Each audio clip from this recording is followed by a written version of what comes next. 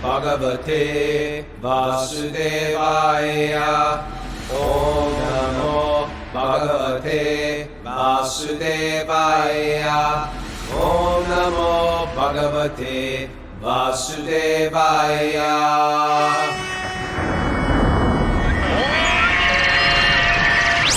Live from Super Soul Farm, this is Wisdom in the Sages, a daily yoga podcast with your host, Raghunath, and senior educator and all-around good guy, Kaustubha Das. Welcome to the show.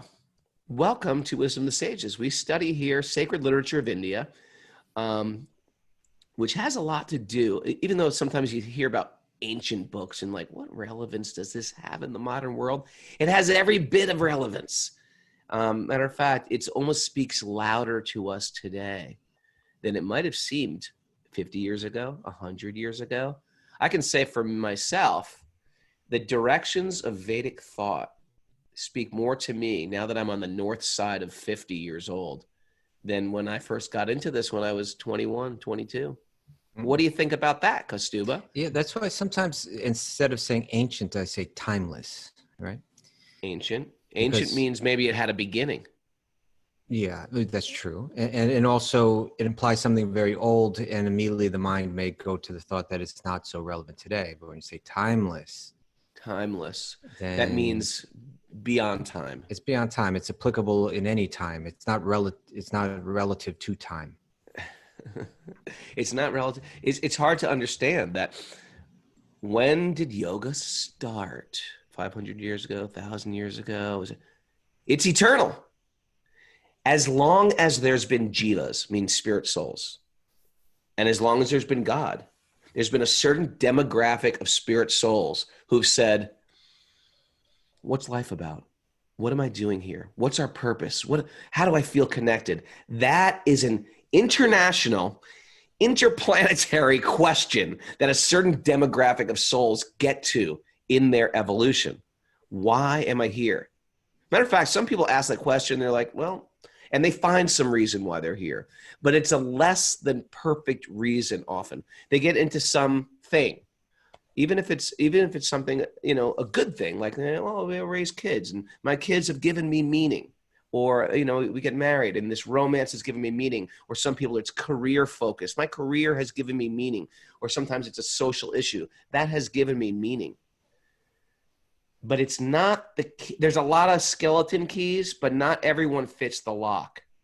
Our quest for connection, which is the word yoga, the union of soul and divinity, is the skeleton key that fits in the lock, that fulfills the heart, that God-shaped hole in the heart that we've been trying to shove everything in except God. The sweet baby Krishna-shaped hole in the heart. I think you just like the word skeleton key. I do. I remember years and years ago, you were talking about, and it may have been, who was that sadhu that you used to visit down on the end of the Prikrama path in Vrindavan? Hari Bhajan Das. Hari Bhajan. But I just remember you telling me some sadhu, and you said he took you through some gate, and you said he took out this skeleton key. Like it was like they have a lot of skeleton keys still in India. They have those old locks. Yeah. I collect them. Okay. Yeah. Skeleton key. Mara, any interesting mail before we dive into the Bhagavatam? Not really. We did get a lot of requests for Zoom recently, though. A lot of Zoom codes. People want to email you to find the secret Zoom codes. That may be because we advertised that Yogi Charu was coming on Sunday, and then we say if you want to join live, then write to Mara. So, Acha. We're excited for Yogi Charu. He's our guest. On Sundays, we have a guest at 8 o'clock. We allow you to sleep in. Otherwise, we demand that you're up by 5 a.m. We want to see your face. And join our Zoom call, 5 a.m. Monday through Friday, Saturday and Sunday. We sleep in. Saturday's question day. Write your questions to Mara or get the secret Zoom codes from Mara at wisdomofthesages108@gmail.com. You know what I want to talk to Charu about? What? He's like this yogi. Like he's more sensitive than us. He's in touch with like Are you nature insinuating I'm not sensitive? I said us, okay, both of us. But he's like different. Like in that, like I'll give you an example. Like this is the kind of thing that he likes to do. Yeah. Ready? He likes to sit still for 24 hours And count his breath. and count every single breath. Yeah. Now, most people, their mind would freak out, right? Like, it's torturous to just even consider that. But the point is that when you have a mind like that, you become aware of things that most people aren't aware of, I believe.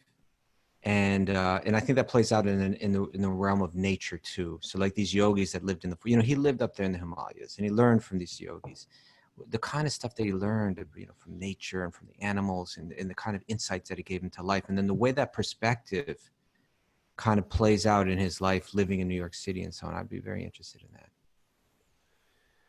Okay, Aravind is doing some more golf shaming. We've been shaming I get it. golfers. You weren't listening to a word that I said. Okay. Anyway, I'm going to talk to him on Sunday. You may or may not be there. I'll be just in the message board. I'm sorry, because Steve always catches me. Everybody's catching me. Carla. It's not like it has to be caught. I said something to you, and then you responded with something that was entirely unrelated. I'm sorry. It wasn't like I didn't really have to search that out. You're talking about Yogi Charu, who's like concentrating on every breath, and my brain is like direction going all. The Bhagavad Gita, when it talks about the multi-branched intelligence for those who are like in total Maya, me. It's referring to me. Anyway, I felt I think the person that we golf shamed, I felt a little bad about my level of golf shaming. I got news for you. It wasn't one person, Kaustubha. You golf shamed many. I know. Forgive me, golfers. Please forgive me. And I think that golfer, he invited us to go golfing with him. Right, Mara? Is that right? Yeah, he did. Really? Maybe we got to take him up on that. I'll go mini golfing, but I will not go golfing. He invited Papa Tony too. He invited Papa Tony. I think we should do it. I've never met Papa Tony in person. Okay, I hate to be the strict one now today, but let's get into the Bhagavatam today, guys. I don't know. You're going way off course. Okay. I'm trying to be serious. All right. And by the way, FYI, Kaustubha and Mara, there has been a lot of traction on our message board. People want it. People want it now. It's time. People want what? They want, already. I don't have to share this. I'm just going to say it. I don't know. They want the stuff. They want UFOs. They want They want paranormal. They want reptilian. They want snake people. They want all this stuff. The desire's there. The desire's there. Second ago, why can't we talk about it ever? A moment ago. It's real. The Bhagavatam talks about it. Literally a moment ago, you said you're going to be the strict one and bring it back. No. I am going to bring it back right now. But I'm just saying all those things are also in the Bhagavatam. Ghosts, spirits, good, benevolent ghosts, but benevolent ghosts. We should. I don't want to talk about it, but I'm just saying it should be talked about. We can't keep these secrets. Well, maybe we should do like a monthly podcast that gets into that stuff, like a separate one. Maybe I'll give a class on Patreon. The paranormal. Here we go. Watch the chat board go off. Yes, the paranormal. If you want the paranormal, put it on the chat board and we'll go there, but not today. I'm going to cork it for today. Okay. But if although you want to there is some paranormal secrets. Because the snake people may come up today. Okay, let's read. All right. Now let's start with these paranormal mantras. Narayam nam namaskritya naram chaiva narotamam devim saraswatim vyasam tato jayam mudiraye. Before reciting the Srimad Bhagavatam, which is the very means of conquest, one should offer respectful obeisances to the personality of Godhead Narayan, unto Narayan Rishi, the supermost human being, unto Mother Saraswati, the goddess of learning, and to Srila Vyasadeva, the author. Nasta prayeshva badreshu nityam bhagavat sevaya bhagavati uttama shloke bhaktir bhavati naishtiki. By regular attendance in classes in the Bhagavatam and by rendering service to the pure devotee, All that is troublesome to the heart is almost completely destroyed, and loving service to the personality of Godhead, whose praise with transcendental songs is established as an irrevocable fact. Om Jnana Tamarandasya Gyananjana Shalakaya Chakshurunmidatam Yena Tasmai Shri Gurave Namaha. Reading from the Srimad Bhagavatam. Well, we're in such a nice place in the Bhagavatam right now. Yes, we Canto are. 1, Chapter 15, text. Well, we read 3, but why don't we read 3 again? Because there's something Okay. I want to say about it. Okay. Text 3. And this is the Pandavas retire timely. So if you don't know, if you're new to this, the Pandavas are the 5 mystical. They're quite mystical because they were fathered by great demigods. And their mother was Kunti. And Kunti was the great queen and who lived a tough life. Very tough life. Three But of she had them. these 5 stellar sons headed by Yudhisthira, and then Arjuna, who most people know about Arjuna because he was from one of the speakers of the Bhagavad Gita. Arjuna is one of the sons, but the older brother we speak a lot about in this story, Yudhisthira, and he was just like lived this ideal life. He was a real person to look up to in society, and he's the present emperor now. So let's read text 3. With great difficulty, he checked the tears of grief. With great difficulty, he checked the tears of grief that smeared his eyes. He was very distressed because Lord Krishna was out of his sight, and he increasingly felt affection for him. So Yudhisthira is asking Arjuna, why are you so sad? You just came back from visiting Krishna and Krishna's family members in Krishna's little city, Dwarka. Why are you so distressed right now? Take it away, Kaustubha. Well, the point that I want to bring up is that here's Arjuna. Now, at the end of the Bhagavad Gita, this is long after the Bhagavad Gita was spoken, right? And at the end of the Bhagavad Gita, Arjuna says to Krishna, after hearing your instructions, now my illusion has been dispelled. All right? Yeah. Remember that? Speak to me, Raghu. Talk to me. I need some response here to know that you're not thinking of snake men right now or UFOs. You were. You don't even know what I just said. I'll say it again. At the end of the Bhagavad Gita, Krishna says, my illusion has been dispelled. Does he not say that?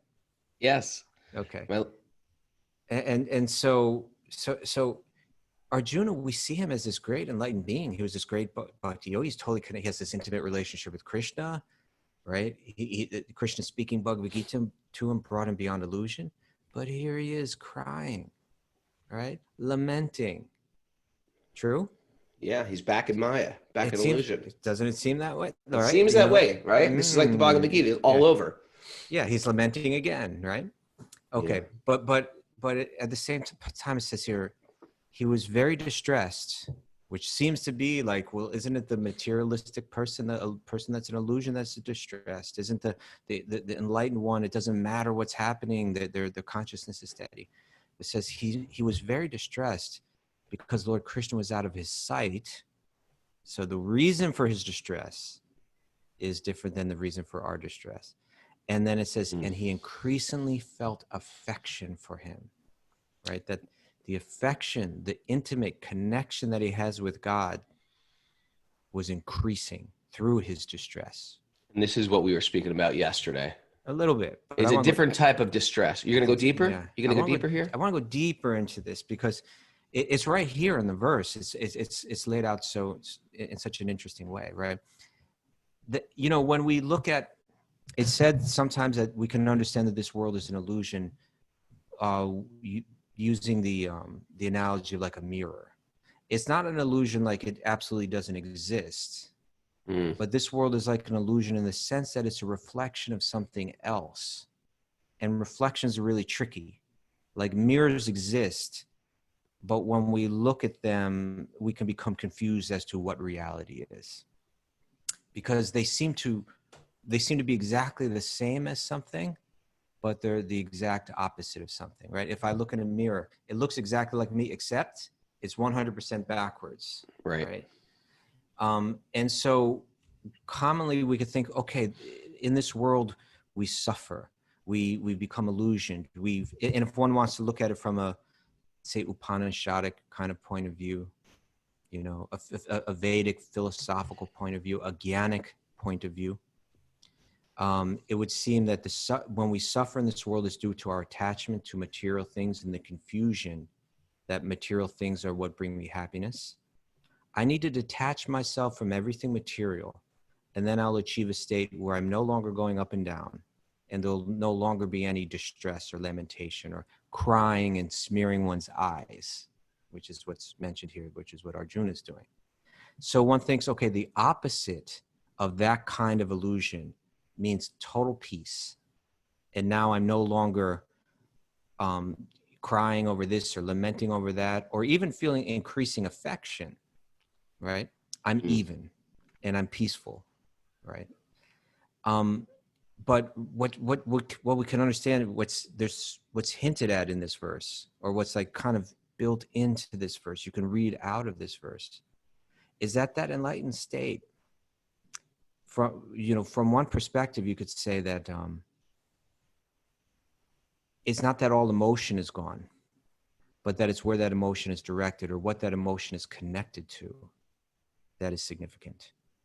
So, rather than the opposite of material lamentation being complete non-emotion, the opposite of it and the correct, and healthy, and enlightened opposite of material lamentation, or you could say like the waves of material emotion. The opposite of that is the waves of spiritual emotion, not no emotion, which is a neutral ground in between the reflection and the reality. But in the spiritual reality, there is waves of emotion, ups and downs. But all of those emotions are increasingly making us, it says here, increasingly felt affection. They're increasing our affection. They're increasing our love. And even those waves that they appear to be like lamentation, they're connected to a very, very deep. It says he's increasingly feeling affection for him. And the feeling of increased affection for God is a state of bliss. So can I feel that even in my fallen state? Can I still get a taste of that despair, God-conscious despair? Or is that only for the very liberated souls? What he's feeling is something that's beyond us right now. Okay. But yeah, but that doesn't mean that you can't understand something about it, that you can't get pointed in the right direction by the emotions that you might feel, right? That rather than say we go through some kind of suffering in life, then rather than just lament aimlessly, that it turns us, it turns us towards God, and even that feeling, there's a feeling where this world is despair. And that realization makes us feel closer to God. And that feeling it blends a sweetness into the bitter. That is something that, ourselves as, kind of beginner spiritualists, people that aren't completely purified like Arjuna and experiencing these deep spiritual emotions, even that is something that we can experience. And even though it's not the full revelation of spiritual reality, it's really meaningful and satisfying in a way, and comforting and all of that, right? Just listening to Kaustubha speak that little beautiful soliloquy you just said, he calmed me down. He calmed me down. You notice? I went from being wound up this morning, much calmer. I don't want to calm you down too much. The pacing, it's your voice. Okay. I've shifted. Thank you. No. Let's continue. Okay, let us continue. Remembering Lord Krishna and his. I was going to say, what we got coming here is like this is some highlights of Mahabharata coming up now, right? Excited. Yeah. Remembering Lord Krishna and his well-wishers, benefactions. I've never heard that word. A benefaction. A benefaction. Mara? Private school? Did you learn that word, benefaction there? Was that on the spelling bee? No, I've heard a benefactor, so I assume it's associated. Yeah. Yeah, it probably is. A donation or gift. A There you go, benefaction. benefaction. She's See, quick. Prabhupada's using this older English, you know, because he was trained up in these British schools like 130 years ago or whatever. Well, Mara went to one of those old American all-girls private schools, 300 years old. It's like where Not 300 years old. No. no, serious. Remembering Lord Krishna and his well-wishes, benefactions, intimate familial relationships, and his chariot driving, Arjuna, overwhelmed and breathing very heavily, began to speak. You know what's said to be very significant is What? that the first time we see Krishna in Bhagavad Gita and the first time we see Krishna in Srimad Bhagavatam, these two most important books of all of the yoga literature, right? The first time we see Krishna in each one, what is he doing? What is he doing, Raghunath? The first time we see Krishna Yeah. in the First time we Bhagavad see him in Gita, Bhagavatam, first time we see him in Gita, he's doing the same thing. Come on, Gita's easy.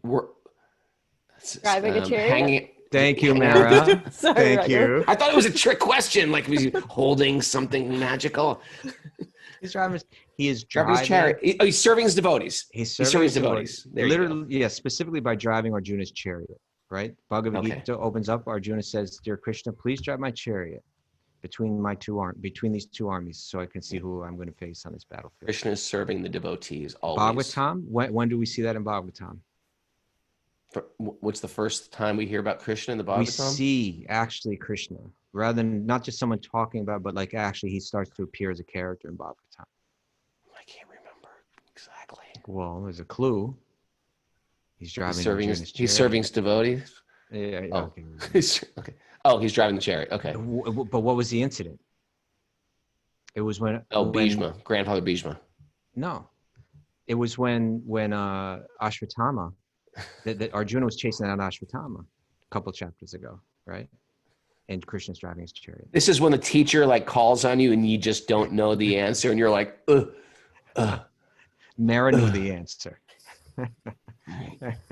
And so in any case, but that's so significant that here, because we're going to hear about the Supreme Lord, God, you know, like, and all the fear and all of that kind of stuff starts to set in, right? For us Americans, for us like my people that can't stand the thought of being someone else's servant. But God himself is becoming the servant out of love. The love that he feels for Arjuna, you know, is impelling him to serve the one he loves. So God himself, the maintainer of all the universe, is the ultimate. He enjoys taking the role of submission to his devotee. It's amazing, isn't it? Yeah. That concept is so beautiful. Yeah. God loves to serve the devotees. Yeah. That's actually the highest pleasure in life, is to serve and to serve the one you love. And so naturally, Krishna's doing it for Arjuna. So the first time we see him in Gita, first time we see him in Bhagavatam, he's doing the menial, you know how they say the chariot driver directs, or the chariot, the soul, whatever, the warrior directs the chariot driver. How does he direct him? Go left, go right, go straight ahead. He does it with his feet.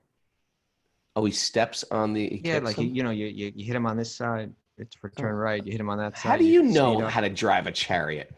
I know these. Where did you learn that? You don't know about my chariot driving? You kick him in the right. You kick. How do you know how to drive a chariot? Where did you ever? You don't know my. Not even drive a chariot. How do you know how to instruct a charioteer? Where did you get that information? I have heard from valid sources. and in Indian culture, to touch someone with your feet is like a big deal, right? It's a big cultural faux pas, right? To touch someone with your feet, it's really bad. You got to immediately like correct that if you do it. True? Yeah, you can't touch someone with your feet in India. Are you kidding? That's the greatest offense. It's considered to be a big insult. But here we have Arjuna. You know, just he's kicking Krishna with his feet. He's kicking Krishna. But if what you say is true about your chariot driving skills, okay, you challenged me on that one, huh? Well, I'd like to get to the bottom of it. Yeah. So in any case, here now he's doing what materialistic people that still have material attachments do, right? This person died. I want to go back to the past. I want to remember the past. I remember his well wishes, his benefactions, his intimate familiar relate. I remember him driving my chariot. I'm overwhelmed by this. I'm breathing heavily, it's it appears like materialistic, but the material kind of lamentation is the reflection, the backwards representation of the spiritual lamentation, which is the reality. And this, Arjuna, this is spiritual lamentation. What are you laughing about now, Raghunath? Darcy, who's from Wyoming, says, my family still races chariots in Wyoming. Darcy, am I right? They use the feet? Well, there you racing go. chariot. No, they don't use it. Maybe nowadays they don't. But back nowadays then they don't have a driver. If you're going to be on a chariot, you probably don't have a driver of a chariot because you're probably not shooting arrows at the enemies. Right. That's right. Okay. So my point stands. Okay. I believe you. I believe you. Or it does make sense. Because you couldn't hear the person in a war, perhaps. Go right, go left. That's right. You gotta Stop it. Good just point. It's like explosions are going on. It's like explosions. Yelling, elephants are screaming. It's a whole crazy thing. Okay. Remember, I'm going to keep you on track today, Kaustubha. Right. Remembering that Lord Krishna and his well-wishes, benefactions, intimate familial relationships, and his chariot driving, Arjuna, overwhelmed and breathing very heavily, began to speak. Arjuna said, text 5, O king. Yeah. The personality of Godhead, Hari, who treated me exactly like an intimate friend, has left me alone. Thus, my astounding power, which astonished even the demigods, is no longer with me. Srimad Bhagavatam, with the dramatic reading by Raghunath. I have just lost him whose separation for a moment would render all the universes unfavorable and void, like bodies without life. Like bodies without life. See, this is important too, right? Like bodies without life. You take a body, the most beautiful body, right? I know, yeah. The most attractive body, right? It's just glowing with charisma and beauty and so on. But as soon as that life leaves it, very quickly, it's not so beautiful anymore. It's horrid. It's horrid. Well, I say that because one of our sheep died. Rosebud. Rosebud died, and Rosebud was adorable. Yeah. And anyway, I won't talk about it, but it's not pretty now. Right. It's very, very quickly the most adorable or beautiful, attractive body becomes repulsive. Because there's that spark of spirit in it. There's that spark of life. There's this, when the soul is within the body, then that body will appear beautiful. The moment the soul leaves, it's quickly lost. And what Arjuna is saying, and this is what we need to understand, is that Krishna is the soul of the universe, right? It is Krishna, just like our soul is within our body, and it spreads its consciousness throughout the entire body, through the blood, right? As long as the blood is flowing there, the blood flows through the region of the heart. Somehow mystically it gathers, the blood kind of gathers energy from the soul that's situated there, and in the form of consciousness, in the form of consciousness that it spreads throughout the entire body. If you cut off the blood to some part of the body, then it becomes numb and the consciousness becomes dull, right? So like a tourniquet. Like a tourniquet, right? So the soul, it spreads its consciousness throughout the entire body. In a similar way, Krishna is the soul of the universe, and his consciousness, spreads throughout the entire universe. Now Arjuna is saying, now that he's gone, it's like this whole universe feels like a body without life. Okay. That was nice. You're soothing today. You're soothing me. Okay. You were like a good massage, Kaustubha. No. I've just lost him whose separation for a moment would render all the universes unfavorable and void, like bodies without life. Text 7, only by his merciful strength was I able to vanquish all the lusty princes assembled at the palace of King Draupadi. For the selection of the bridegroom with my bow and arrow, I could pierce the fish target and thereby gain the hand of Draupadi. Why don't you tell that story? Because this makes no sense if you're not familiar. Pierce the fish target. What? So You want this to tell that story, Kaustubha? well, I can touch on it. You know, like this story is such a great story. It's like it's connected to 1,000 other stories, right? Yeah. Let's get into story. Let's have some story time. Mahabharata time. Drupad is the father of Draupadi, right? That's So this daughter of Drupad. the daughter of Drupad is Draupadi. Now, this was the time where after the Pandavas escaped the fire, their house was lit on fire, arranged by Dhritarashtra, and well, especially by Duryodhana. Right? Hey, take this nice house. We want to. It's an honor you with it. Airbnb. You could stay there for a month. It's really beautiful. And then the plan was to light them on fire. So they escaped that fire by going through tunnels. And now they had no political allies. They were rumored to be dead, and they were living incognito, wandering. They're dressed as brahmanas, right? Dressed as like the kind of spiritual teachers in a sense, like that. I love this thing. They were dressed in disguise. They're in disguise. They went in disguise. Yeah. Although they were kind of like built, you know, they're buff, you know, so they didn't look like the typical, you know, Brahmins. But that dress and, you know, Yudhishthira could carry himself like a Brahmin, right? All the knowledge and wisdom that they had and so on. The warriors were trained in that Brahminical knowledge. So they were living like this with their mother, incognito, for some time. And then one day they ran into some sadhus, you know, in their travels. And they you know, greeted each other well, and they had conversation. And these sadhus said to them, have you heard, you know, that the queen, that the princess Draupadi is having her Swayamvara ceremony. Now, Swayamvara ceremony means she's going to choose who will be her husband. And Draupadi was not, I mean, she was like, she wasn't even like fully human. She was like half goddess, half human, right? She was born from the fire. She was born from fire. Yeah. Not only was she incredibly beautiful, not only was she incredibly talented and incredibly wise, you know, she was desirable to every prince, to every warrior out there. But it was considered that she would, to marry her would just bring all auspiciousness into. I mean, she was also from a very powerful kingdom. If you marry her, you align with that very powerful kingdom. It was a political thing as well. So many considerations. Yeah. So these sages that they had run into said, maybe you should all attend that. And they had been kind of in disguise for a long time now. And they all decided, okay, we're going to go there. They checked with the priest, whose name was Domya. And they decided to go. Now, they went there in disguise as brahmanas, and all the warriors had come there to compete.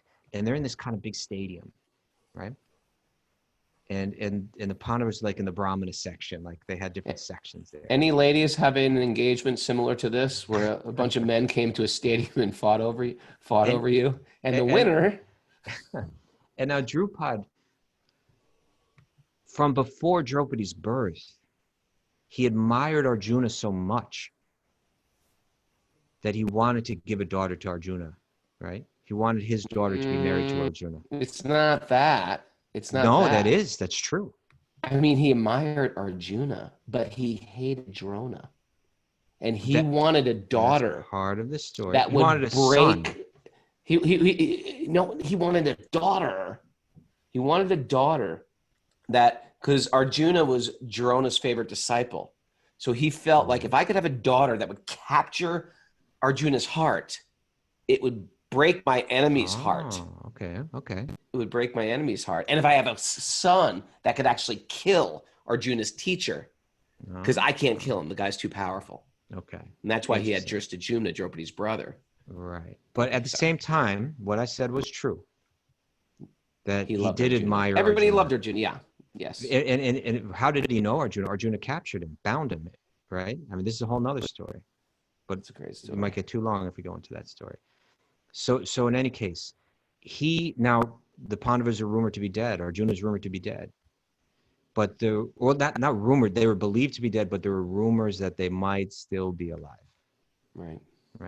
And holding on to that hope, Drupad created a test to win the hand of Draupadi that was so difficult he thought that only Arjuna could achieve it.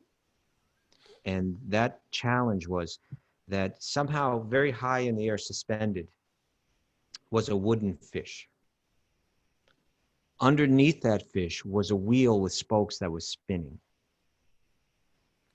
Very high. This is very high in the air. Then down on the ground, there's some kind of, I guess it was probably some kind of golden pot or something like that holding water. And the water was actually rippling there. And the challenge was that you'd have to string this bow, which actually most of the warriors couldn't even do that, right? It was like some kind of like massive celestial bow. Yeah, celestial bow, and they were embarrassing themselves one after another, trying to just like string the bow. You ever string a bow? I've strung a bow. Where in New York City have you ever shot a bow? It was when I was a kid. I don't know. Somehow I strung a bow. Okay. But hey, we you have see to a guy in New York ourselves City here. walking around with a bow. Okay, sorry. So I have strung a bow. So they were one after another. They were embarrassing themselves, trying to stay. All these warriors got all this ego, right? Yeah. Like one after another, and they're starting to get frustrated with Draupadi. Like he's created this contest, like nobody can do it. It's like, what is this, you know? And Arjuna, you see, after all of the warriors failed, you know, the idea was you'd have to look down at the water. You string the bow, look down at the water, aim up, shoot the arrow, make it go through the wheel at just the right moment, time it just right, and then hit the fish in the eye.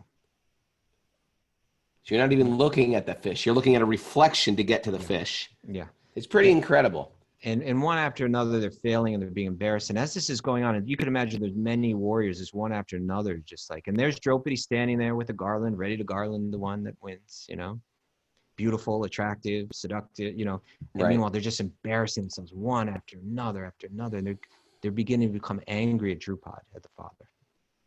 By the way, on an interesting side note, if you when you hear these stories of incredible archers in the Mahabharata, part of your, you know, your rational mind goes, "Oh, what a great story!" But who could actually shoot a bow like this? Arjuna could shoot with both hands. He could make things bows split. He could actually shoot arrows out of the air. And you think, well, you know, this is a story. There's a guy on YouTube who does all this stuff. Maybe find the video and post Doesn't do all the stuff, but he does some amazing stuff. No, he doesn't. He doesn't do all. You saw that video, right? I've seen a video of the guy incredibly shooting amazing many arrows stuff at once and stuff like that. Many arrows splitting, shooting weapons out of the air that are coming at him. It just shows that it's not just all fantasy here. Yeah, but Arjuna add the special mantra touch to it. There's the devotee in England, I believe, a young lady, Arissa Kelly. You know, Arissa Kelly. She shoots a bow and arrow doing handstands. Any of you yogis out there pretty good at handstands? Good for you. She does. She does shoots like a scorpion pose with a bow and arrow in her feet.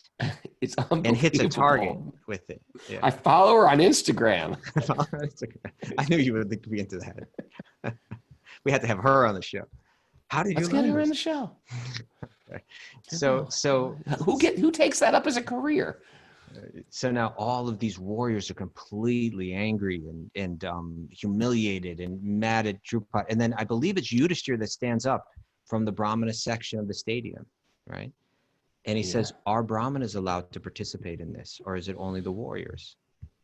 Okay. And Draupadi says, should a Brahmin come forward, string the bow and hit the target, I promise you that he will win the hand of Draupadi. So then Arjuna steps forward, right? Arjuna, like the greatest, archer, right? Everyone's hero. Yeah. And as he walks towards that bow, I mean, there's a lot of mixed stuff going on. The warriors are like, what the hell is this now? Right? It's like now some Brahmana is going to come up and try, and some of the Brahmanas are like, he's going to embarrass us all, right? All of the warriors couldn't do this, the greatest warriors in the world, and now a Brahmana, a studier of books and a doer of puja and that kind of thing is going to, but some of the other Brahmanas are saying, no, look at this man. Look at his gait, right? He walks with the gait of a lion, right? And look at his shoulders and everything. He's, this young man looks quite good, and who knows, there's no greater power than that of a Brahmana. He just might be able to do it. So Arjuna does something that none of the others did. When he saw the bow, rather than just pick it up with his ego and I'm going to string it, and he circumambulated that bow and bowed down to it, right? With humility. Then he easily strung the bow, looked down the water, aimed, struck the target, and poof, the whole place broke out into chaos, right? The warriors were all just completely frustrated. Draupadi, seeing, the handsome Arjuna, with her heart is like, is already captured, and she walks up to him, garlands him, right?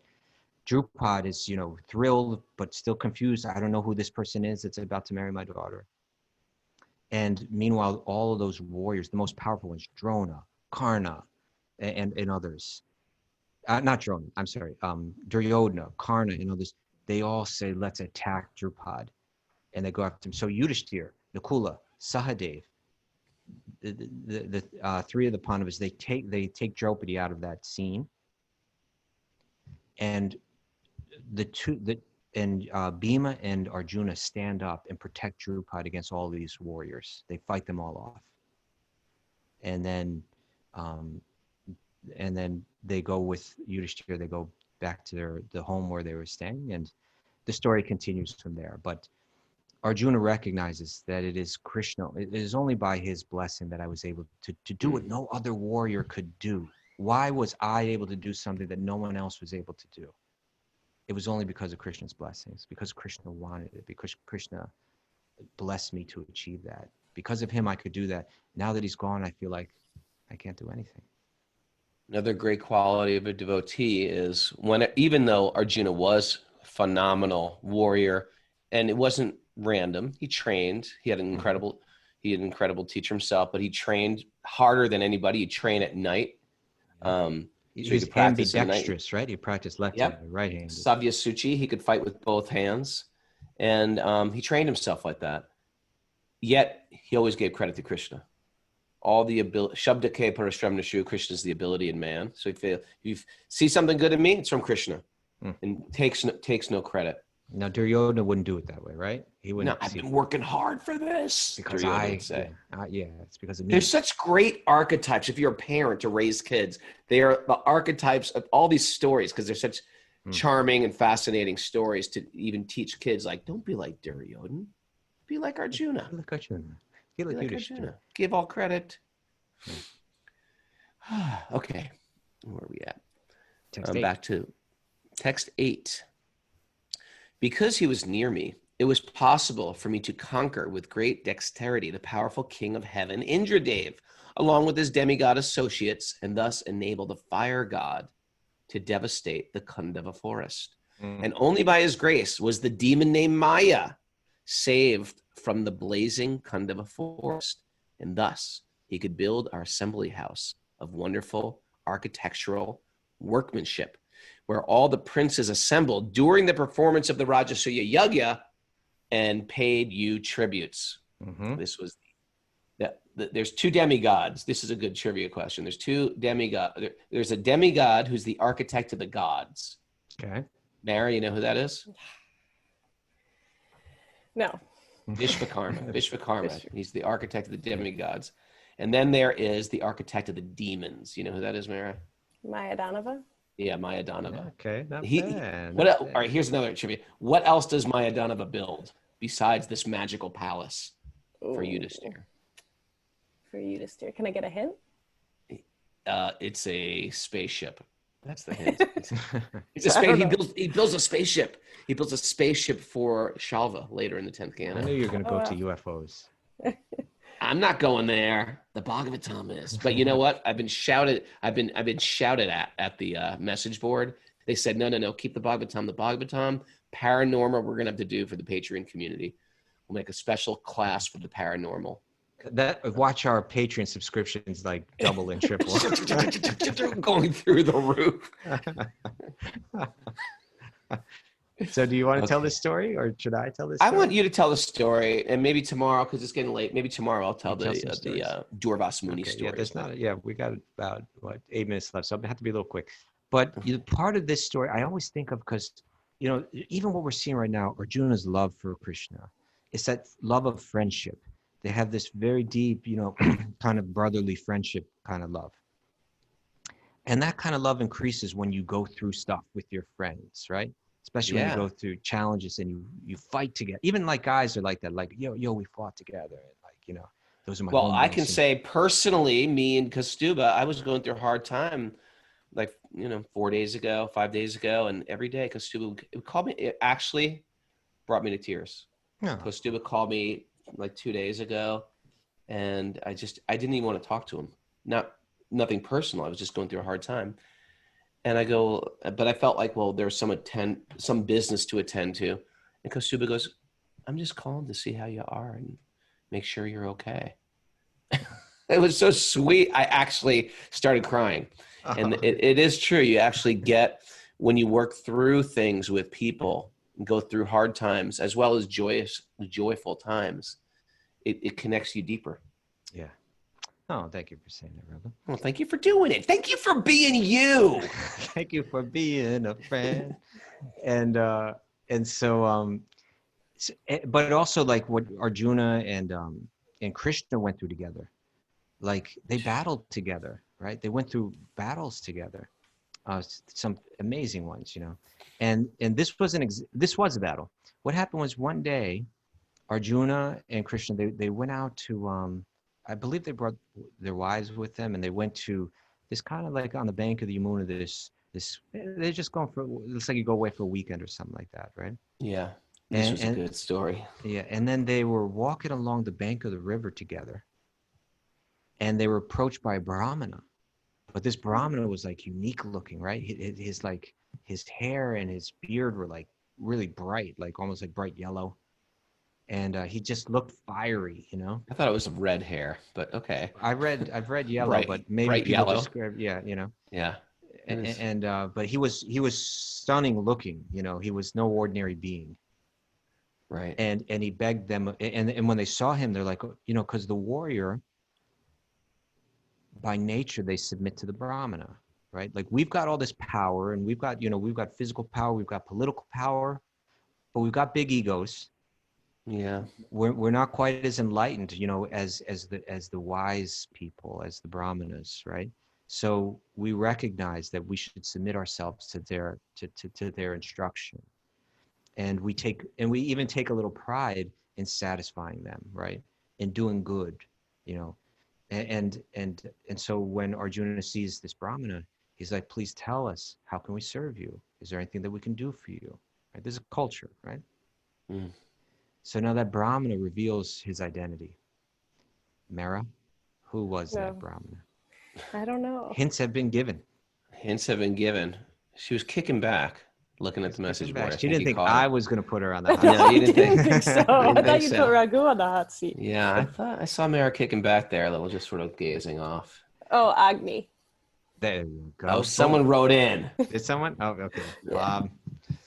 Yeah. So this was Agni, the god of fire, right? Yes. Now he had a problem. Do you know what that problem was, Raghu? I'm putting you on the hot seat. Yeah, he couldn't burn down that forest. Well, but there was a problem that led to that problem. What was the root problem? He had an issue with Indra. The Parmananda got it. What? Too much ghee. Too much ghee. People have been adding so much ghee to the fire. Like in a fire ritual, you add ghee to the fire, that it ruins your digestion. Like if you eat too much, a little bit of ghee, it gives you a good digestion. If you eat too much ghee, it ruins your digestion. So much ghee had been offered to him in sacrificial fires. Yes. And he was instructed by Lord Brahma that within this Khandava forest, there are all kind of healing herbs, right? Digestive herbs. You need to devour this forest. You know that actually forest fires are commonly very bad, but sometimes forest fires are actually necessary for the continuation of the forest. Do you know that? Yeah, Native Americans used to burn down the forest along the Hudson when they first came here. Mm-hmm. And also, you know, all these like so-called natural disasters, it's just part of the birth and death. Cycles. It remineralizes, same with tidal waves, it remineralizes the earth. Mm-hmm. You know, the problem is we go in there and we put them out and we spray chemicals on the fires. So Agni was trying to devour this forest, but that forest was the home of a very influential snake person. Oh, Kaustubha, can we keep this just on the stories, please? Can you stop going off on paranormal? See, this is when it's reptilian? okay. This is when it's okay, when it's part of the actual story. All right. So Takshaka, the snake bird that is eventually going to bite Maharaj Krishna. Here he goes again. So he was living in that forest, and he was making it impossible for Agni to devour the forest. So Agni said, could you please help me devour this forest? And also what was happening was Indra was sending, because Indra was connected with Takshaka, the snake person. Whenever Agni would try to devour the forest, he would send torrents of rain, and he couldn't. So he says, I need you to stand up to Indra and the Devas so that I can devour this forest. Now, Arjuna then said, I'm willing to do this, but I will need something. What did he ask for? This is where he got the chariot, the Khandava bow. The Khandava bow he receives, right? The Khandava. Did he get the chariot from Indra too? He also got like an indestructible chariot. Yeah. And he got one more thing. A mantra? Think archery. The Khandava bow. Oh, a quiver, an endless quiver of arrows. Right. And like an unlimited quiver, right? So he's got this quiver. He's got this chariot that's like moves as swift with horses also, with these beautiful, powerful, mystic horses that he can move as swiftly as the wind on this chariot. And he got this bow, the Khandava bow.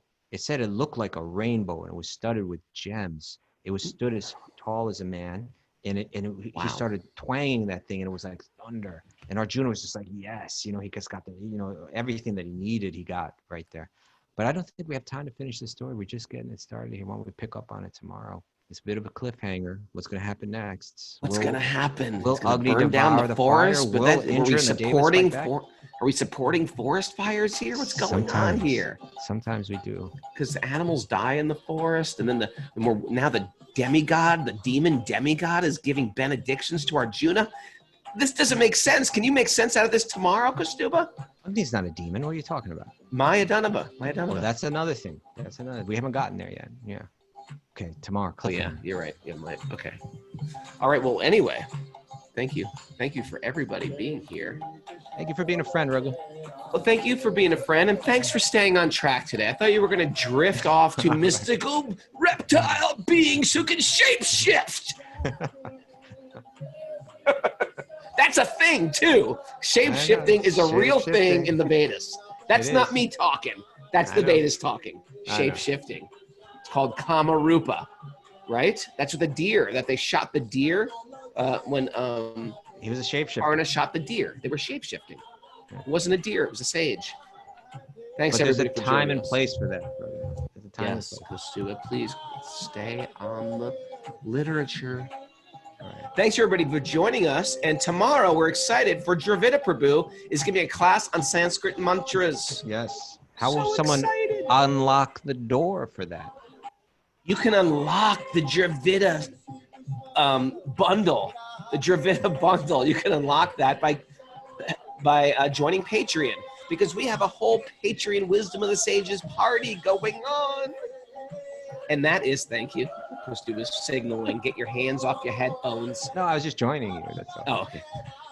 You got to go to wisdomofthesages.com. Wait, patreon.com/wisdomofthesages. Unlock the bundle there that gets you Dravida, all our yoga classes next week, as well as plenty of other goodies that we're trying to really build that village out, so you can come on and join us. Thanks, everybody, for joining us. Oh, and is Jamuna Jai teaching today? Who's teaching today? Today's Thursday. Jamuna Jai is teaching. Unlimited, powerful enthusiasm. Yeah, if you don't know Jamuna Jaya, we love her. She's teaching at 10 a.m. today on Patreon. If you missed the class, you can it stays up there eternally. Because the Vedas are eternal, and so is Zoom.